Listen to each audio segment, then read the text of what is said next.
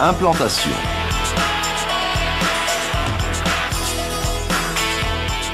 Pour réaliser une implantation, il est nécessaire de posséder le plan de situation. Plan de masse, le plan de géomètre et le plan de fondation.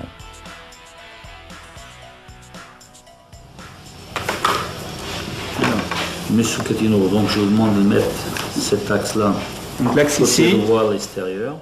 Le conducteur de travaux et le chef de chantier définissent les axes de référence nécessaires à l'implantation. Et vous me rapportez un deuxième axe sous l'autre bâtiment. Donc on met un deuxième axe ici, sur l'extérieur béton aussi, Voilà. Y2. La cotation des plans d'exécution est rattachée à ces axes. Les points de niveau NGF et les axes de référence sont reportés sur des ouvrages fixes par le géomètre. Ces points de référence sont sauvegardés jusqu'à la fin du chantier. Ici, ce point de référence, situé dans une zone de terrassement, est signalé par un rubalise. Ce point est reporté sur un ouvrage fixe. Encore un petit peu, c'est bon.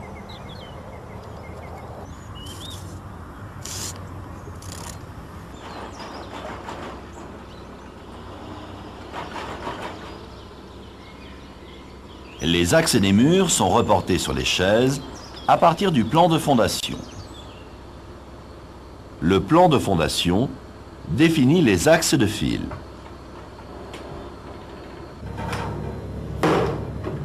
Le chef de chantier implante les chaises sur le plan. La position des chaises tient compte des terrassements et des zones de circulation. Les piquets sont profondément enfoncés. La stabilité est renforcée par un patin de béton. Une planche en diagonale stabilise cette chaise haute.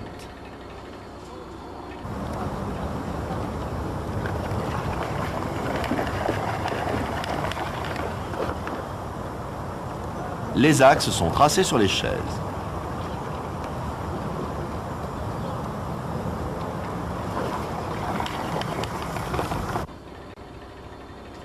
L'axe est repéré par un clou.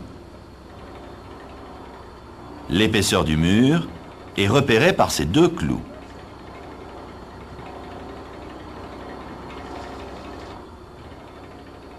Cette mesure correspond à la longueur du bâtiment.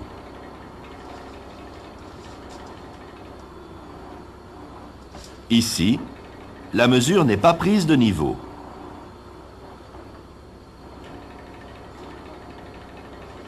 L'implantation du bâtiment est fausse.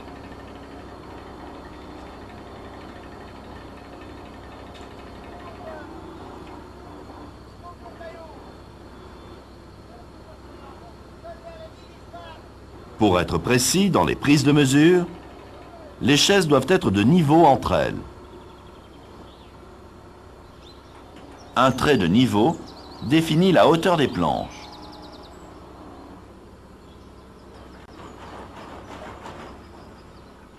Une planche suffisamment épaisse est clouée de niveau à l'arrière des piquets. Les chaises sont signalées et conservées jusqu'à l'élévation des murs. Encore un peu. Le point de référence est reporté sur la chaise. Viens à droite un petit peu, c'est bon. C'est bon là, je cloue? Vas-y, clou. À partir du point de référence, l'axe de la file est tracé en premier.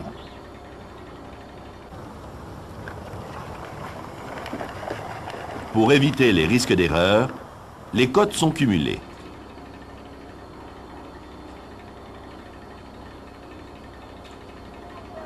En additionnant les cotes entre axes, on évite les erreurs de report et les imprécisions de traçage.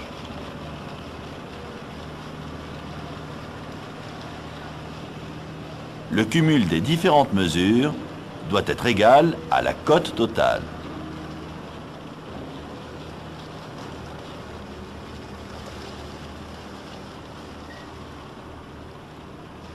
Jamais les cotes ne doivent être mesurées sur le plan.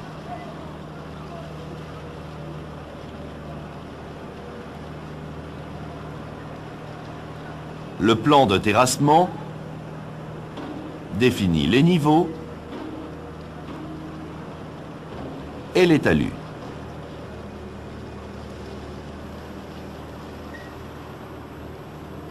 L'emprise du bâtiment définit l'implantation du terrassement. Dans le cas d'un terrassement avec talus, il faut tracer les pieds de talus,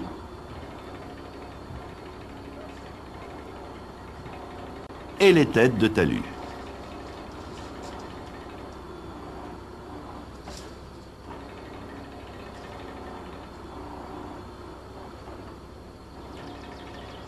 Un point de niveau est tracé à proximité.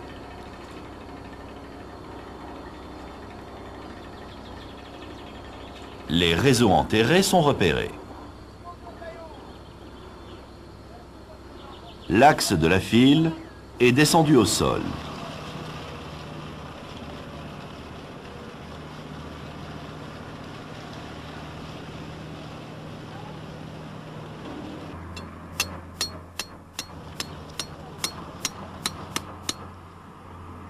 Les fouilles en rigole sont implantées.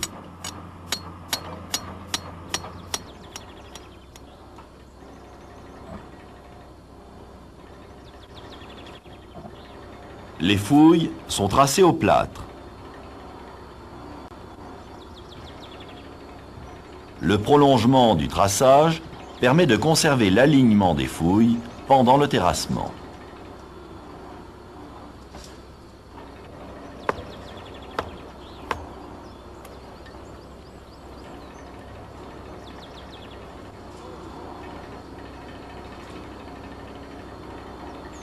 Un point de niveau NGF est matérialisé à proximité.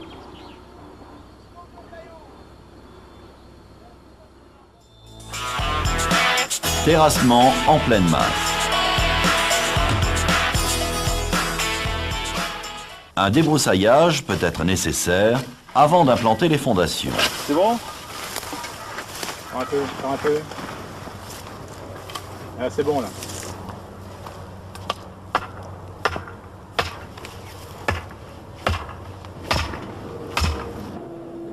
Le décapage permet la récupération de la terre végétale qui est stockée pour sa réutilisation. Lors du terrassement, la chaussée doit être maintenue propre aux abords du chantier. Le nettoyage des roues et le balayage de la chaussée sont indispensables. Ici, le terrassement en pleine masse nécessite un talus, une rampe pour les engins et un moyen d'accès pour le personnel.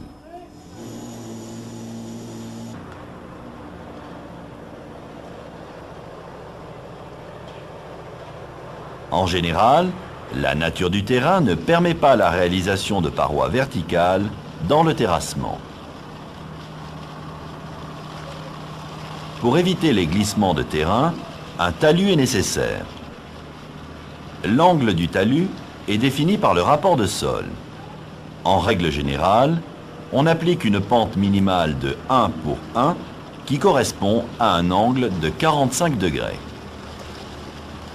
Ici, pour un terrassement de 3 mètres de profondeur, la tête de talus est déportée de 3 mètres.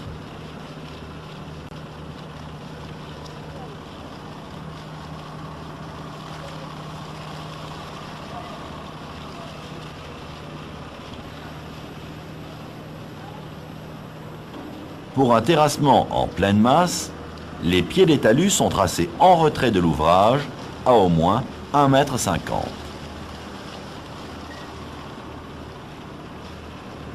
Cette distance permet la mise en place des coffrages et la circulation des ouvriers.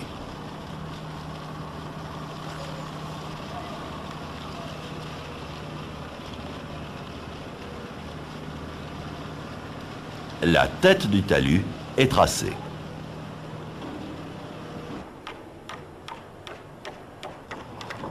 Les garde-corps sont posés en retrait par rapport à la tête de talus. Le terrassement commence au trait du pied de talus.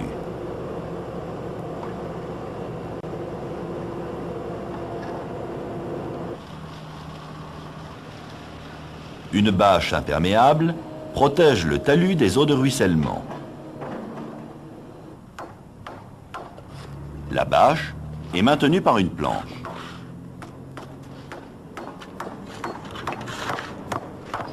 Un merlon de terre fixe la bâche en partie basse.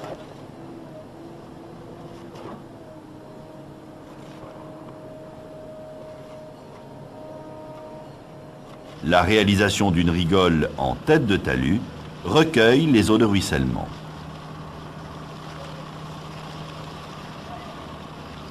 Voici un stockage de bastin près de la tête de talus. La charge fait glisser le terrain. Tout stockage près de la tête de talus est interdit.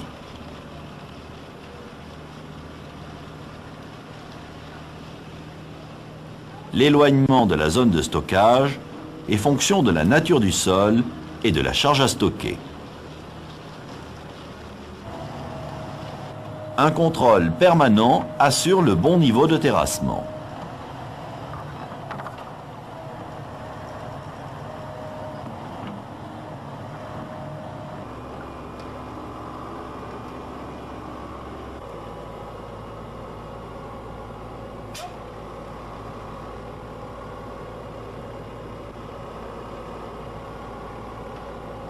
Il est dangereux de travailler ou d'être présent autour des engins. Il est interdit de se tenir dans la zone d'action de l'engin. Lors du terrassement, il convient d'être vigilant en présence de réseaux ou d'ouvrages enterrés. Ils sont généralement indiqués sur les plans ou peuvent être découverts lors du terrassement. Les réseaux enterrés sont en général repérés par un grillage avertisseur.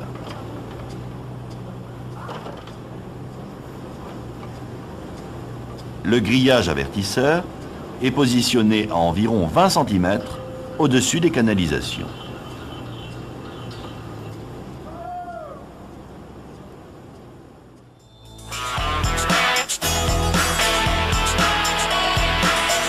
Terrassement des fouilles en rigole.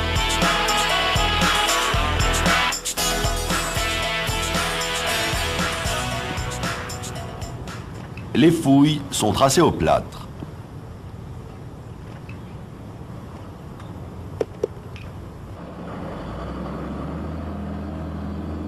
Le godet est choisi en fonction de la largeur de la fouille.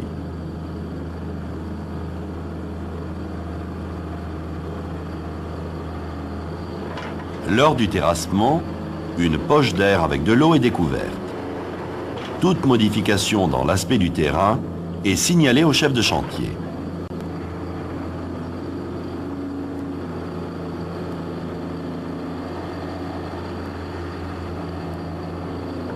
La profondeur est contrôlée. Cette profondeur respecte la cote hors gel.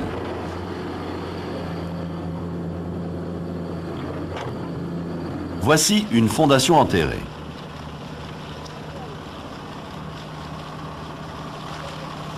Sous l'action du gel, l'eau contenue dans le sol gonfle la terre, augmente le volume et fait monter l'ouvrage. Le dégel fait redescendre l'ouvrage.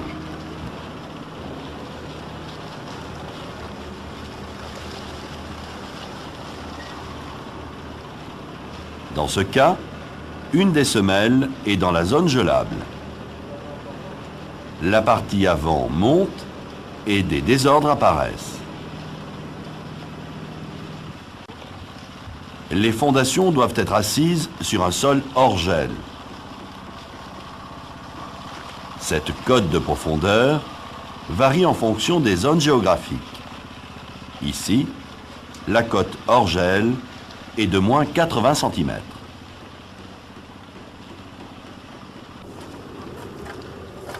Le fond de fouille est nettoyé pour enlever la terre décomprimée.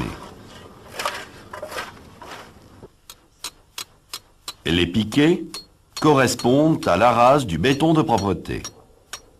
Ces points servent aussi de guide pour maîtriser la profondeur du terrassement.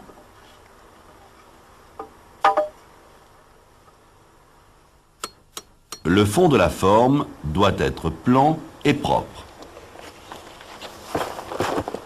Les bords de fouille sont fragiles. En cas de coulage des fondations en pleine fouille, les parois doivent être alignées et dressées. Dans le cas d'un terrain en pente, les semelles sont coulées en redans.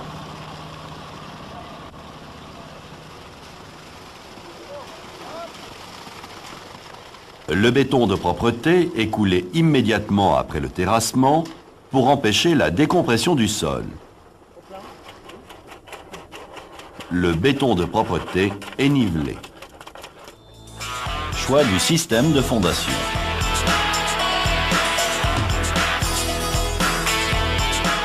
Le choix du système de fondation dépend de plusieurs paramètres.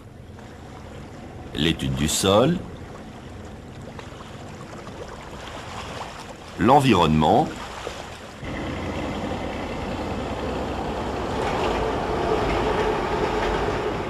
le type de l'ouvrage et son utilisation. Le rapport de sol permet de connaître la constitution du terrain.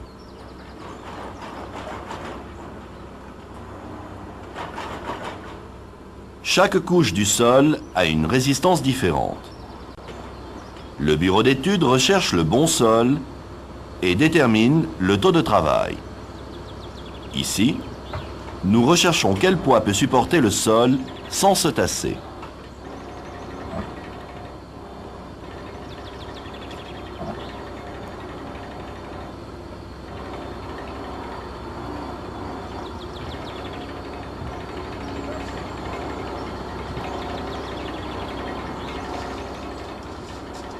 Jusqu'à 3 bars, aucun tassement n'apparaît.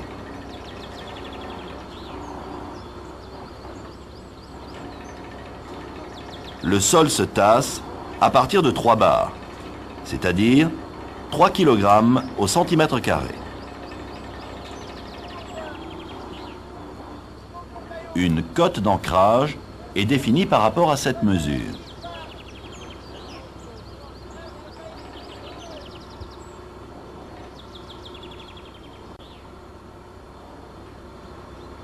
L'eau, présente dans les couches du sol, participe à sa cohésion.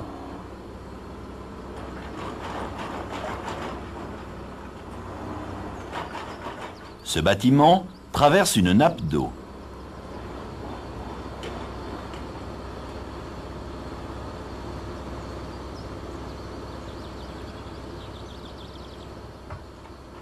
Une venue d'eau accidentelle s'infiltre dans le bâtiment.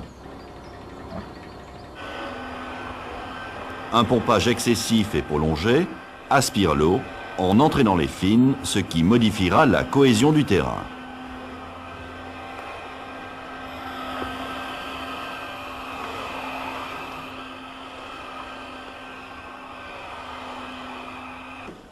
Dans le choix du type de fondation, l'environnement impose aussi les contraintes, lorsqu'un bâtiment existant est mitoyen de la construction.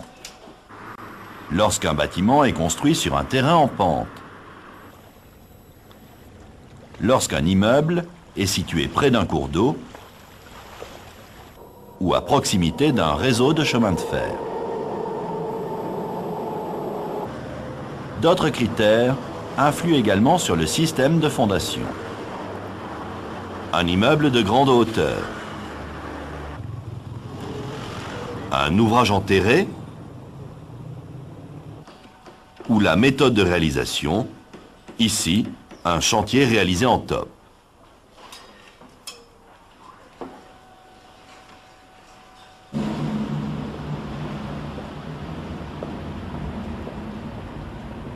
Une erreur dans le choix du type de fondation entraîne des désordres importants dans la structure du bâtiment. Les fondations sont une partie importante de la construction. Voici un terrain naturel vu en coupe. Cet immeuble de 5 étages a un poids de 1000 tonnes. Sans fondation, l'immeuble s'enfonce dans la terre.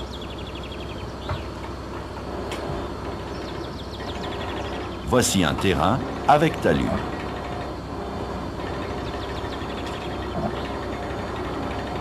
Les fondations reportent le poids de l'immeuble sur le bon sol. Les fondations sont classées en 3 catégories. La première catégorie est composée de fondations superficielles, des semelles filantes,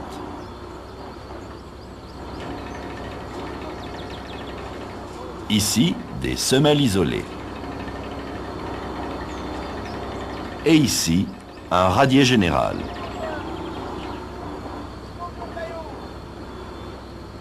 La deuxième catégorie de fondation est une fondation semi-profonde. Ici, des puits.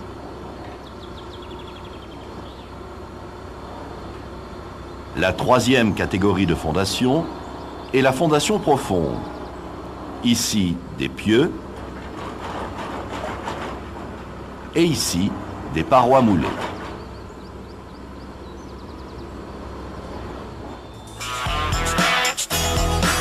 Réalisation des fondations sur semelle. Le béton de propreté est réalisé avec une couche de béton maigre d'environ 5 cm d'épaisseur.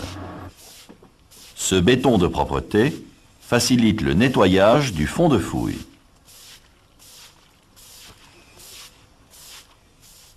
Cette fouille est sans béton de propreté. Le fond de fouille est à 1 mètre. Lors d'une pluie, l'eau détériore la compacité du fond de fouille. Cette terre doit être enlevée pour retrouver le bon sol. Maintenant, le fond de fouille est plus bas. Le rôle du béton de propreté est aussi de niveler le fond de fouille, de permettre le traçage, de garantir la propreté, la position et l'enrobage des aciers, et d'assurer une bonne mise en œuvre du coffrage. L'axe de la file est reporté sur le béton de propreté.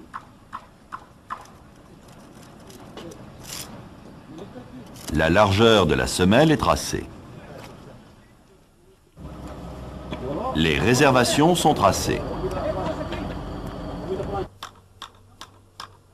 Les arrêts de coffrage sont cloués.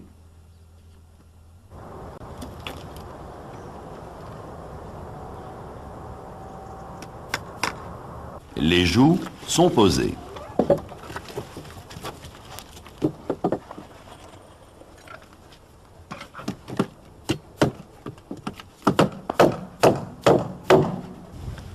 Les joues sont mises d'aplomb et stabilisées.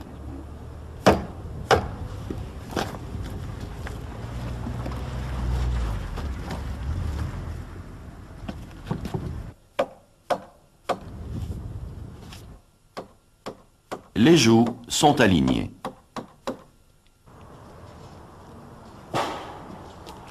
Dans le cas d'armatures préfabriquées, un contrôle du montage est effectué à la livraison.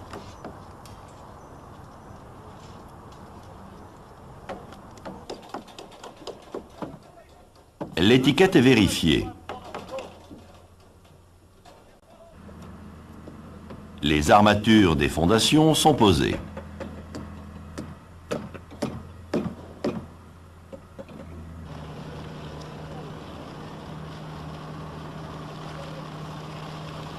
La semelle sert à répartir les charges du bâtiment sur le sol.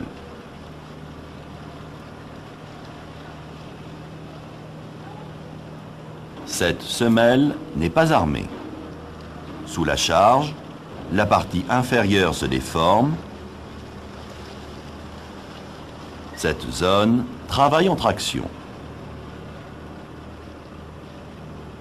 Cette semelle est armée. Les armatures reprennent les efforts de traction.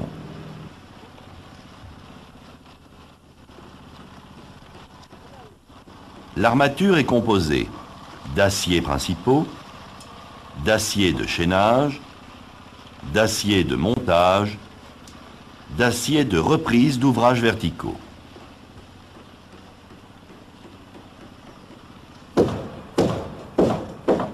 La complexité et la diversité des types de fondations obligent à respecter scrupuleusement le détail des plans de ferraillage.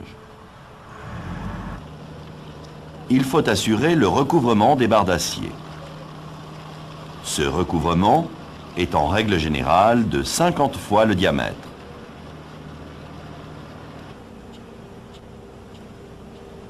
La continuité des armatures dans les angles est assurée par des équerres.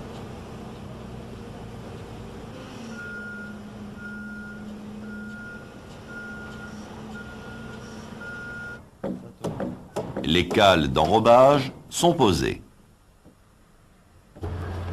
Les réservations et les fourreaux d'hiver sont posés. Les attentes complémentaires sont ligaturées.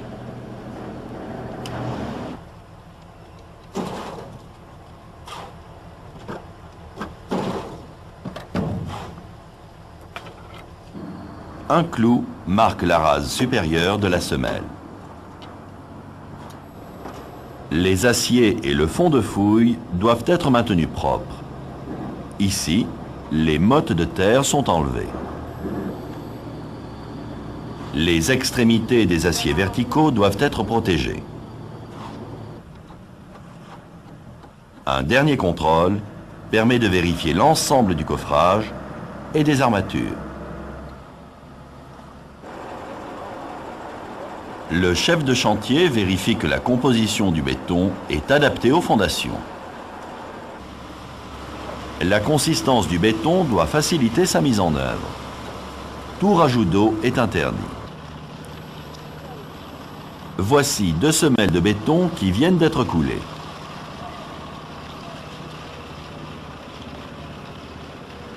Le béton de cette semelle a eu un rajout d'eau. Cette semelle a été coulée avec un béton sans rajout d'eau.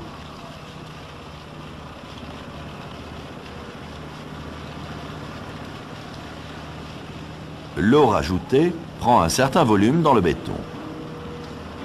Après la prise du béton, l'eau évaporée laisse des vides. Ce béton sans rajout d'eau est homogène.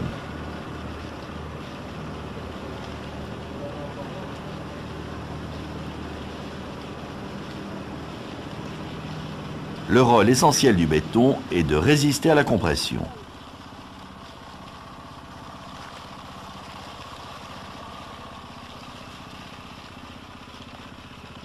La semelle ayant eu un rajout d'eau perd de sa résistance.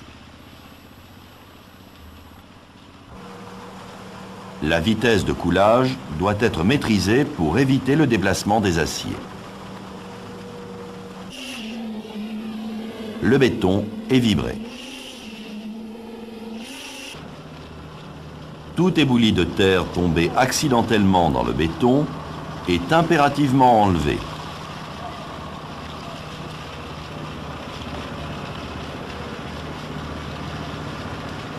Le béton est arasé à la bonne cote. Un surfaçage plan facilite la reprise des murs.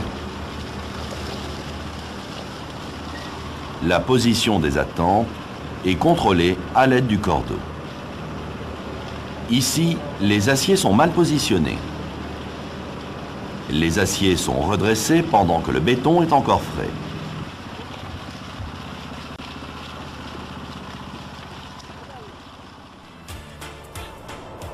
À l'ouverture d'un chantier, une importante préparation est réalisée. À partir des différents plans établis, le chef de chantier pose un certain nombre de repères. Le niveau de référence donné par le géomètre est rattaché au niveau général de France, NGF.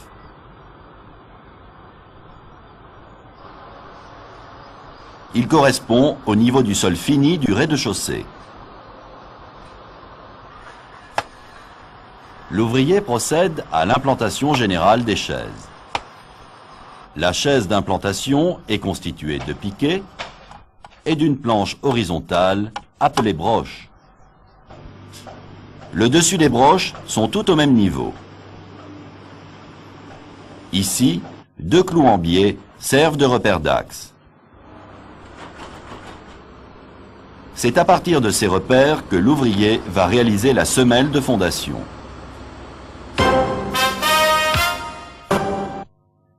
Une semelle de fondation, c'est une fouille, un béton de propreté, un massif de béton avec des aciers en attente. Il y a 2 techniques pour réaliser une semelle de fondation. Voici le terrain vu en coupe. La semelle est coulée en pleine fouille. Ici, une semelle de fondation coffrée. Aujourd'hui, nous allons réaliser une semelle de fondation isolée et coffrée. Les dimensions de la semelle sont de 70 cm de longueur, 60 cm de largeur et 30 cm de hauteur. Ces dimensions sont lues par le chef de chantier sur le plan d'exécution. La profondeur de la fouille, alors la profondeur 65. 65. Voilà, ça c'est pour la fouille. D'accord?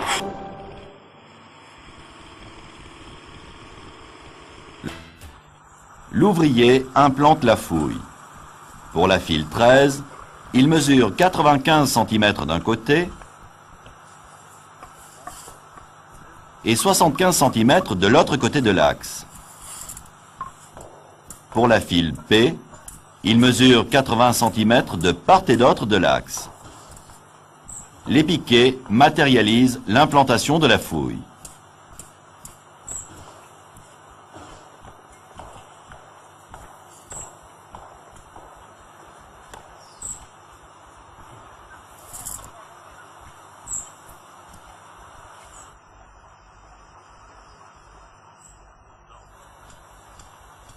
Les piquets sont reliés entre eux par une ligne.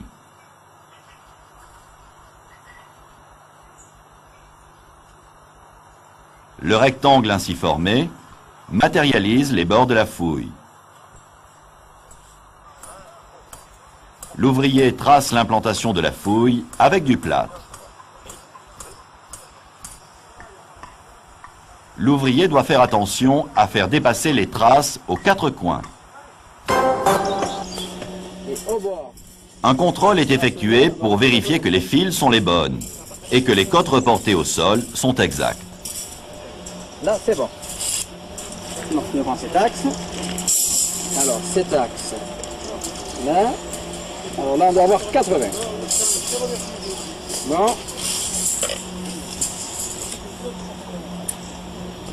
80, c'est bon aussi. À ce stade, le responsable lui indique la profondeur de la fouille. La profondeur de la fouille. Alors la profondeur 65.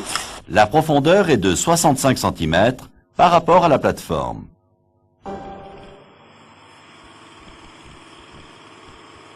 L'engin de terrassement creuse la fouille.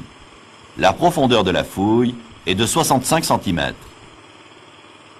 Réalisation des fondations sur radio.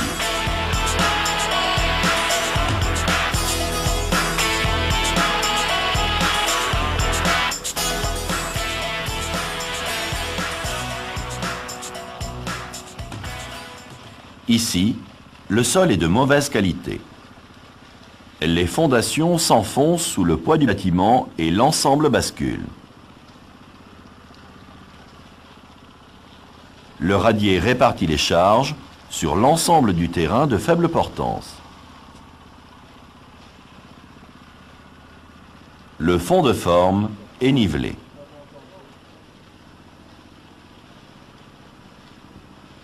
Voici le radier à construire. La portance du terrain est uniforme sous le radier.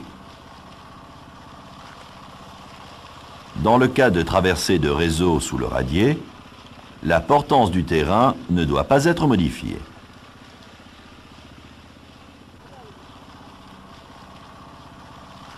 Ici, les réseaux sont concentrés. La portance du terrain est modifiée.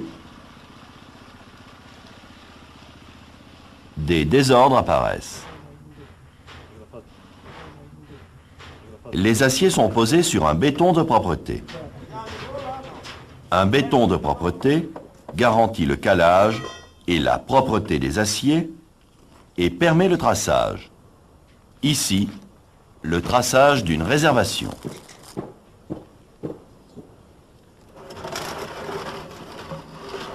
Les rives du radier sont coffrées à l'aide de panneaux.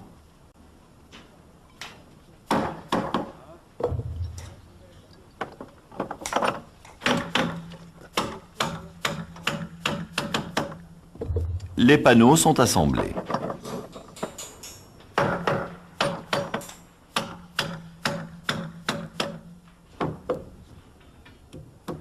L'alignement du pied de coffrage est réglé à l'aide d'un coin. La tête du coffrage est maintenue et alignée par butonnage. Le radier nécessite un ferraillage particulier et important. Voici un radier non armé.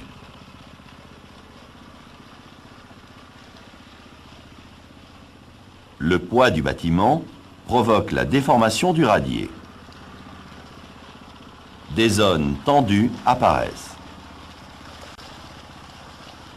Voici un radier armé. Ces zones de traction sont renforcées par les aciers principaux.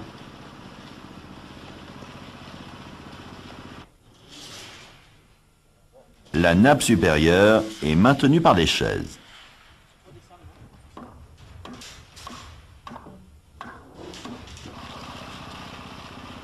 Un contrôle du diamètre et de la position des aciers est effectué. Le béton est mis en œuvre par zone sur toute son épaisseur.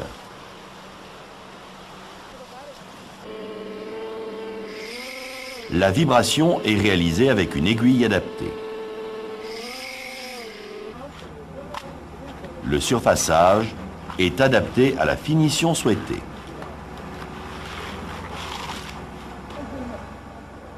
Pour ralentir l'évaporation de l'eau, un produit de cure est rajouté.